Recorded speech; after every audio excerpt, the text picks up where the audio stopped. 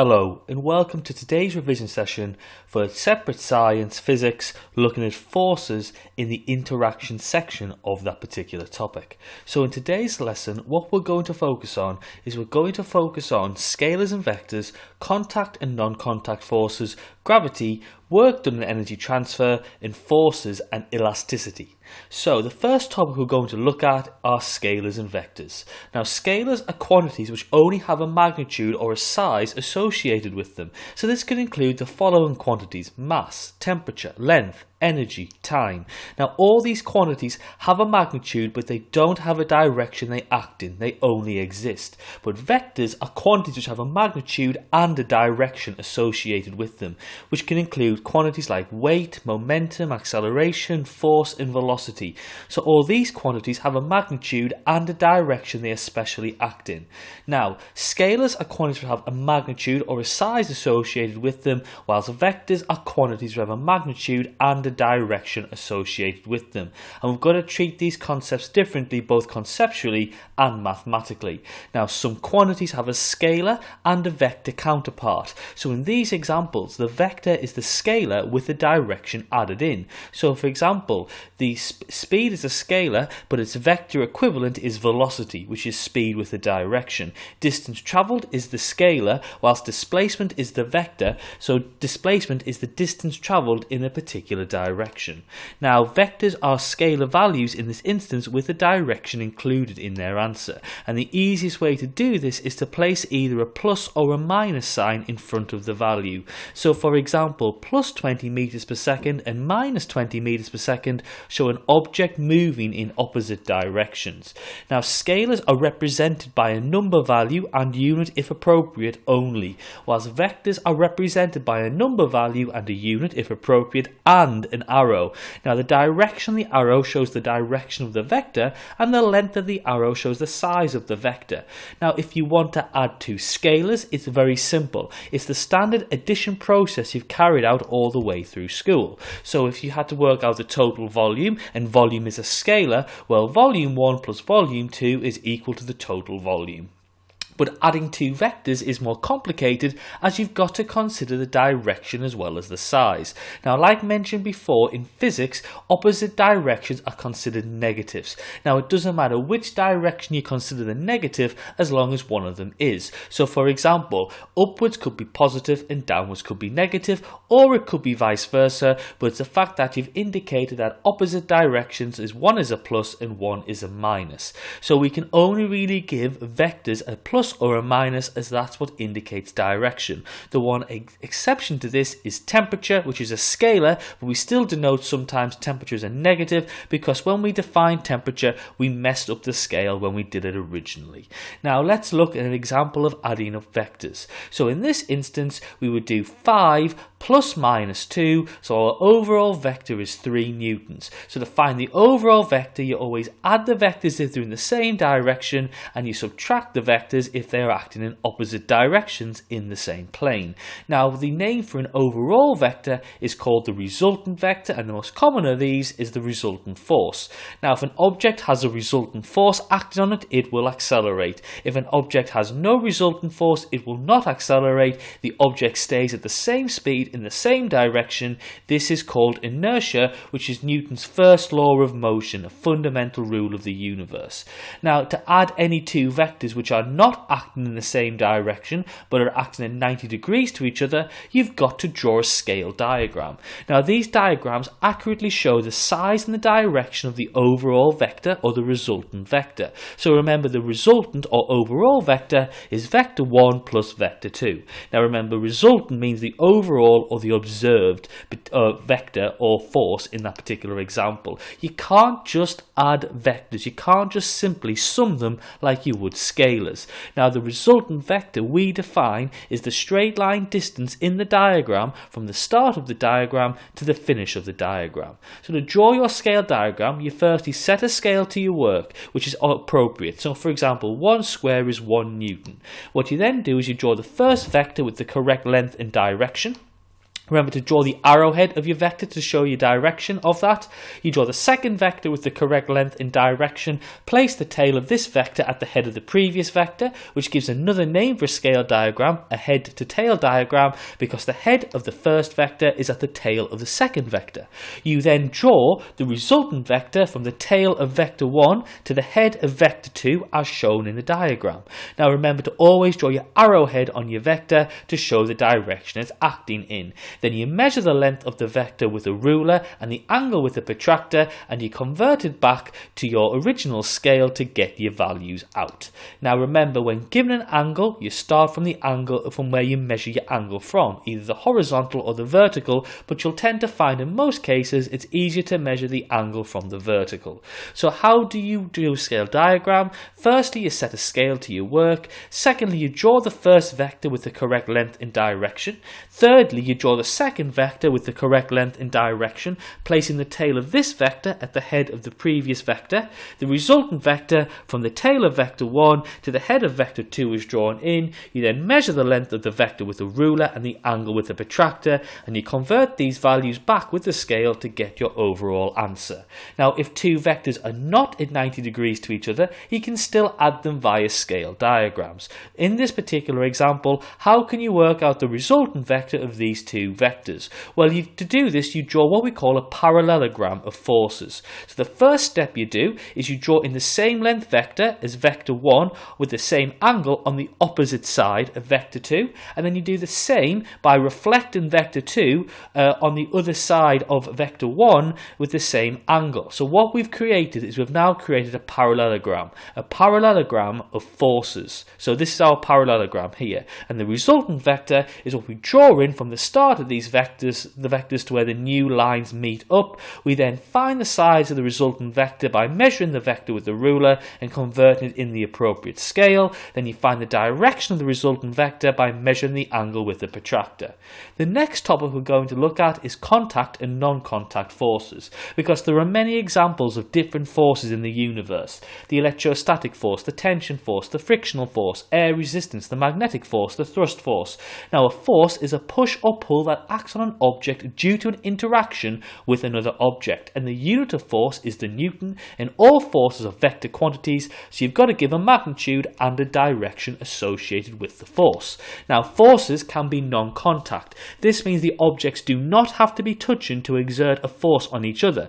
Examples of this include the gravitational force and the electromagnetic force. So, for example, the Earth and the Sun are not touching, yet there's still a gravitational force of attraction between them. This indicates that gravitational force is a non-contact force.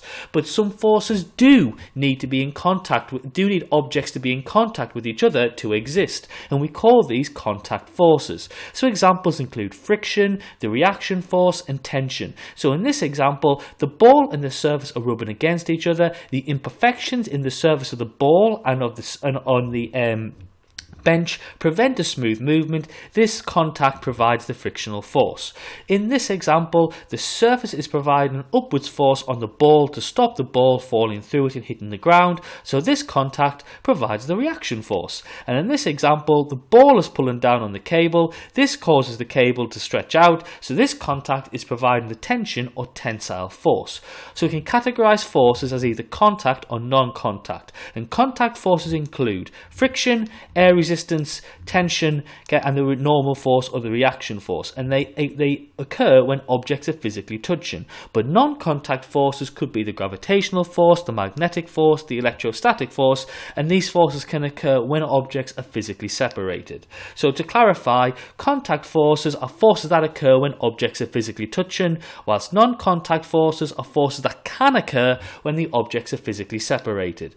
Now, objects which exert a non-contact force do so by projecting a field into space. A field is a region of space where a body can feel a non-contact force. So, for example, the Earth's gravitational field is the region of space where you can experience the Earth's non-contact gravitational force, and we represent a field with field lines. So in this example, this is the Earth's gravitational field. Now, the strength of a field is given by its field density, how many field lines are found in an area or how close the field lines are to each other. So in a gravitational field, the closer you are to the object, the denser the field lines, the stronger the non-contact force. In an electrical field, the closer you are to the object, the closer the field lines are to each other, the stronger the non-contact force. And then finally, in a magnet, you'll notice that in the magnet that the field lines are closer together at the poles, indicating the magnetic force is stronger at the poles of a magnet.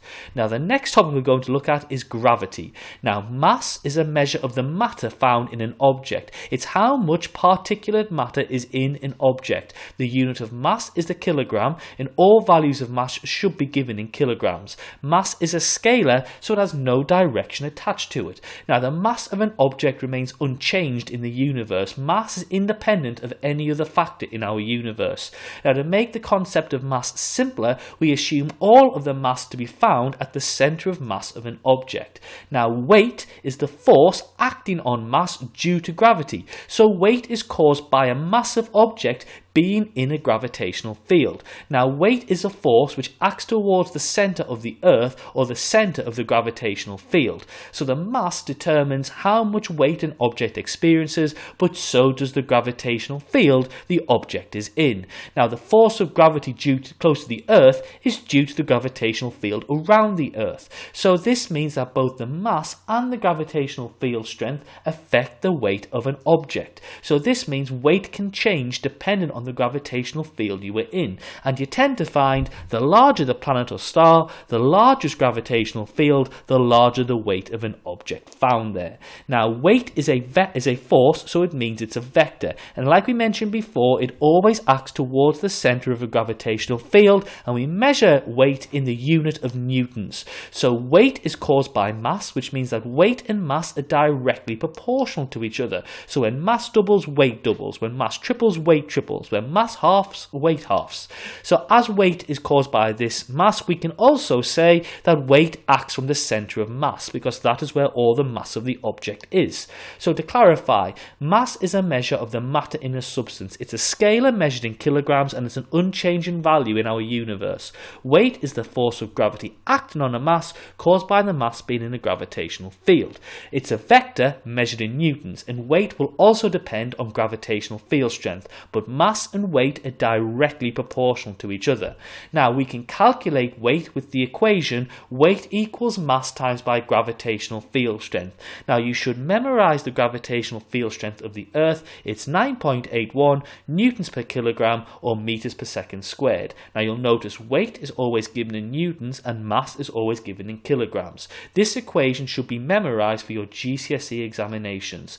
Now this equation looks very similar to the equation resultant force is equal to mass times by acceleration, and there's a reason for that, because these two equations are in fact the same equation, just written in different forms, because they're based on the same fundamental physics principle. It shows us that gravitational field strength is just acceleration, because gravity causes you to accelerate to the centre of a gravitational field. So you don't go to the centre of the Earth due to the reaction force, the contact force caused by the surface of the Earth.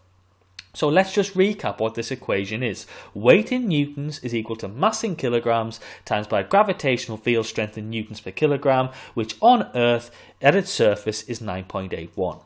Now the next topic we're going to look at is work done and energy transfer.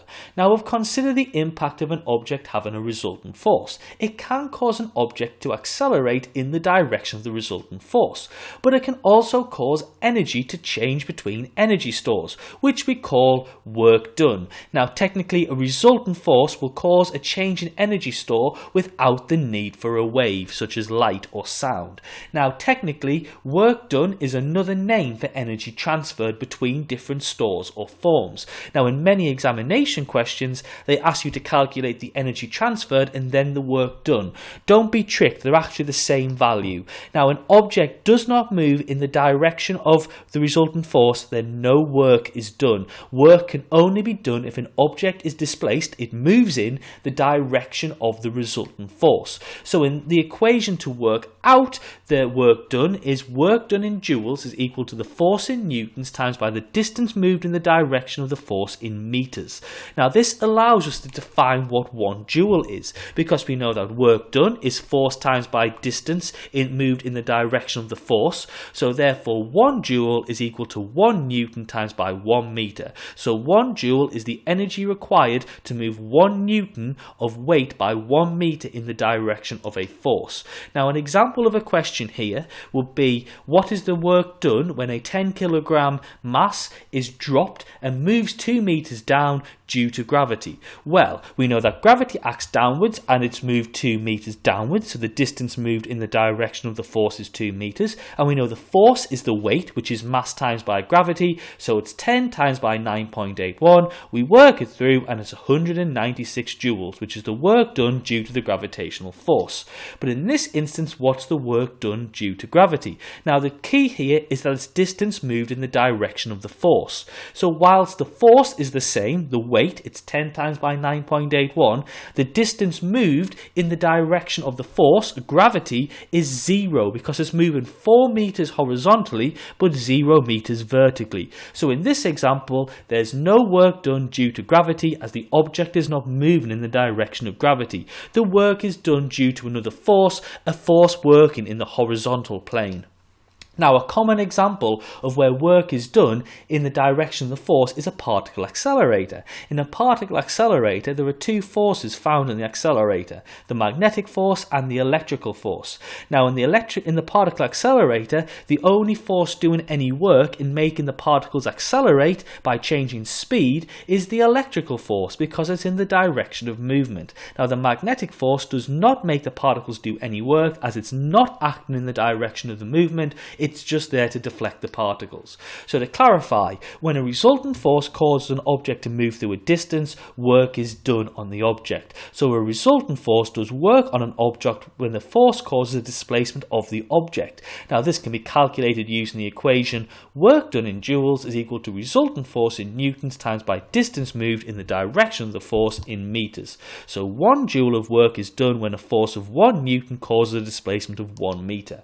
Now when work is done against friction, this will cause heat energy to be transferred to the internal energy store of the surroundings. So in this instance, friction can act as the resultant force, causing energy to change store. Now the last topic we're going to look at in this revision session is forces and elasticity.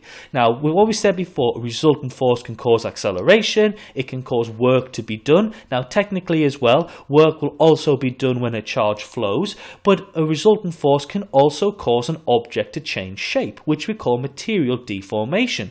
And there are 3 types of this. Type 1, when an object increases in size due to a force being placed on it, and we call this a tension or a tensile force. So when the tension is applied, an object will increase in size. But remember, it's got to be a resultant force, which means a number of forces are applied to an object. The second type of deformation is compression. That's when the object decreases in size. So a compression applied causes an object to decrease in size. Once again, it's got to be a resultant force. And finally, an object might not change overall size, but it's distorted. It changes shape. And once again, this occurs when more than one force is applied to the object, because it's a resultant force causing this. Now, there are 2 ways an object can behave if material deformation takes place. It can behave elastically or inelastically. An object is elastic if it regains its original shape after the forces deforming it are removed. So when the deforming force is removed, the object returns to its original shape. An object is inelastic if the object does not return to its original shape if the forces deforming it are removed. So in this example, when the deforming forces are removed, the object stays deformed. It doesn't return to its original shape. Now another name for this can sometimes be referred to as plastic, but I tend to stay away from this particular term because the common term plastic could also mean a polymer, like it does in chemistry. So a plastic bottle or a plastic bag really fulfills the chemistry definition of plastic. Now, many many objects have an elastic region and an inelastic region depending on the deforming force placed on the object. Now we tend to find at lower forces objects act as an elastic, but at higher forces act as an inelastic. So to clarify, an object is elastic if the object regains its original shape after the deforming forces acting on it are removed. An object is inelastic if the object does not return to its original shape when the deforming forces acting on it are removed. Many objects are elastic at certain deforming forces, but inelastic at larger deforming forces. Now, a deforming force can cause an extension. Now remember, an extension is measured as the difference in length between the length with the deforming force and the length without the deforming force. So the extension is the change in length of a material, or triangle, or delta L. So it's going to be the length with the deforming force minus the length with no deforming force. Now the greater the deforming force, the greater the extension of the object. And it's also true if we're talking about compression, just the force is acting in the opposite direction. Now in fact, the extension and the deforming force increase at the same rate. They are directly proportional, and that is Hooke's law. So when Hooke plotted the relationship of deforming force and extension, he achieved a straight line through the origin, which indicated that force and extension are directly proportional. So if a force extension graph of a material is a straight line, the object is elastic, it's obeying Hooke's law. Now, the object has to go through the origin, as when the force is 0, the extension is 0. If not, the student hasn't measured the extension, they've measured the length, which is a common mistake made in examinations. Now, Hooke realised that if a large enough deforming force is placed on the material, the force and extension are no longer directly proportional, so the line is no longer a straight line, it starts to curve. So the point at which this takes place is called the limit of proportionality. So after the limit of proportionality, the material acts as an inelastic. It's entered its inelastic phase. Eventually, if the material has enough deforming force placed on it, the object will snap. It has reached its breaking point. Now, the gradient of a force extension graph is called the spring constant. So in this graph, remember, we're putting the deforming force on the y-axis, and we're putting the extension caused by the deforming force on the x-axis. Now, because force should cause extension, the line should go through the origin. Remember, if it hasn't gone through the origin, the experimenter has not measured the extension, they've measured the length. Now, the spring constant, which is the gradient of the graph, is the amount of force needed to extend an object by 1 meter. It is how stiff an object is. The stiffer the object, the larger the spring constant. The stiffer the object, the more difficult it is to extend. Now, the spring constant, as the name suggests, can only be taken in the straight line section of the graph, because in the straight line section of the graph, the gradient is constant, so the spring constant is a constant. So to remember to take a gradient, you draw a right angled triangle on the graph with the line of best fit providing the hypotenuse of your triangle. You make your gradient triangle as large as possible because it increases the validity of your results because you're considering more values. So then work out the gradient, which is the change in y over the change in x. So it's the change in force over the change in extension. So the gradient or spring constant is force over extension. And this allows you to work out the units of the spring constant, which are going to be newtons per meter. The units of the y value, force, divided by the units of the x value, extension. So we have our units of newtons per meter. So to clarify, the spring constant is the proportionality constant between the deforming force and the extension it causes. This means for a material obeying Hooke's law, the deforming force in newtons equals the spring constant in newtons per meter times by the extension in meters, which this is the equation in simple form, F equals KE.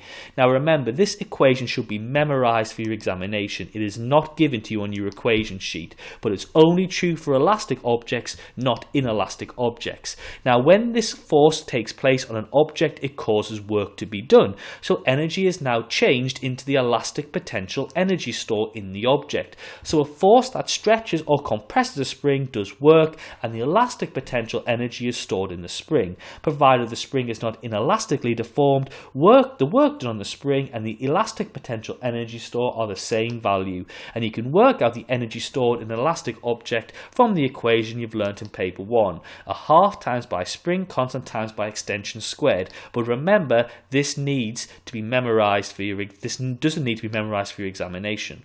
Now, a material is only elastic when the line of best fit is a straight line. If it curves, it's inelastic, it's exceeded its limit of proportionality. And remember, the spring constant can only be taken from the straight line section. And when the object obeys Hooke's law, it's elastic, it's an elastic energy store. When the object does not obey Hooke's law, it is inelastic. And when the line is a straight line, the object obeys Hooke's law, force and extension are directly proportional to each other. When the line starts to curve, it begins to act as an inelastic. You've reached the limit of proportionality, and eventually you will reach the breaking point of the material. Now, to summarise what we've learned in this revision session: scalar quantities have magnitude only, vector quantities have magnitude and an associated direction. A vector may be represented by an arrow. The length of the arrow represents the magnitude, and the direction of the arrow the direction of the vector quantity. A force is a push or pull that acts on an object due to the interaction with another object. Forces can be either contact or non-contact, and you've got to know examples of each one, and you've got to be aware that forces are always vectors. Now, weight is the force acting on Earth due to gravity, and the force of gravity close to the Earth is due to the gravitational field around the Earth. We can work out the weight due to the equation weight equals mass times by gravitational field strength, and it acts through a single point of an object known as the centre of mass. Weight and the weight of an object and the mass of an object are directly proportional, and the weight is measured with a spring-balanced Newton meter. Now, when a force causes an object to move through a distance, work is done on the object. So a force does work on an object when the force causes a displacement of the object. So work done is equal to force times by distance in the direction of the force. Now, 1 joule of work is done when a force of 1 Newton causes a displacement of 1 meter. So this means 1 joule is equal to 1 Newton meter, whilst work done due to frictional forces acting on an object causes a rise in the temperature of the object.